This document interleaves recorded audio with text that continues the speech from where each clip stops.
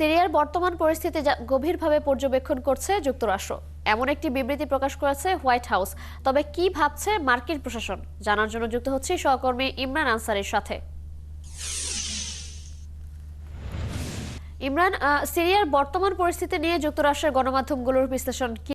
এছাড়া সাথে জানাবেন যে সিরিয়ার বিষয়ে যুক্তরাষ্ট্রের মনোভাব কি, আর জাতিসংঘ বিষয়টিকে কিভাবে দেখছে, এরপর তাদের পদক্ষেপ কি হবে বলে মনে হচ্ছে। আপনাকে অসংখ্য ধন্যবাদ আমাকে সংযুক্ত করবার জন্য। প্রেসিডেন্ট আসাদের ক্ষমতাচ্যুত হবার বিষয়টি দিনভর যুক্তরাষ্ট্রের সামরিক, রাজনৈতিক এবং অর্থনৈতিক টেবিলেরও মুখ্য আলোচনার বিষয় হয়ে দাঁড়িয়েছে।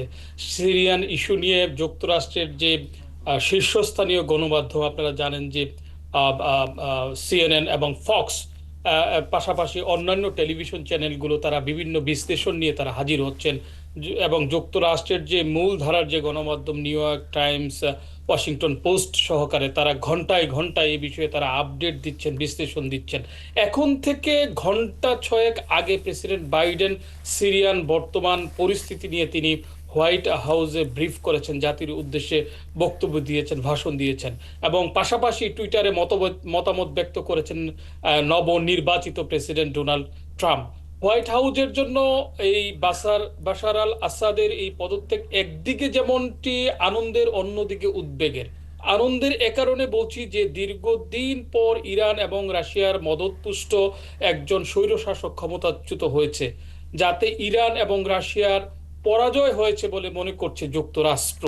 অপরদিকে উদ্বেগের কারণ এজন্য আমি বলছি যে যে বিদ্রোহী গ্রুপের মাধ্যমে দামেস্ক স্বৈর শাসক মুক্ত হয়েছে, বাশার আল আসাদ তিনি দেশ থেকে পালিয়েছেন, সেই গ্রুপ যুক্তরাষ্ট্রের তালিকায় এখনো পর্যন্ত সন্ত্রাসী সংগঠন হিসেবে তালিকাভুক্ত।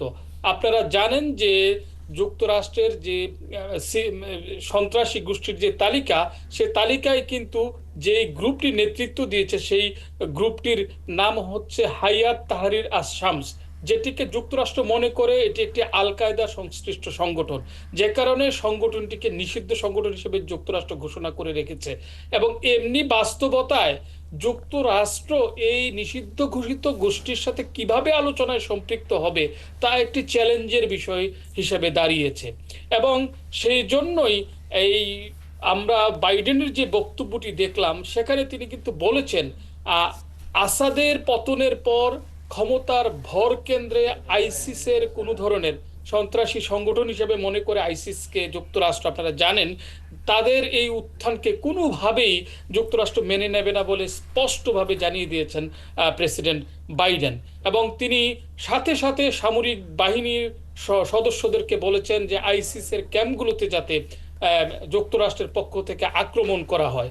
এবং আপনারা আরেকটু জানেন যে, জানিয়ে রাখি যে আর মাত্র মাস দেড়েক পরেই শপথ নিচ্ছেন নব নির্বাচিত প্রেসিডেন্ট ডোনাল্ড ট্রাম্প। তিনি তার টুইট বার্তায় একটু ভিন্ন আঙ্গিকে তিনি বক্তব্য দিয়েছেন, মন্তব্য করেছেন। তিনি বলছেন এটি আমাদের যুদ্ধ নয়, এখানে সম্পৃক্ত হওয়া আমাদের কাজ নয়, যেটি তার আইজো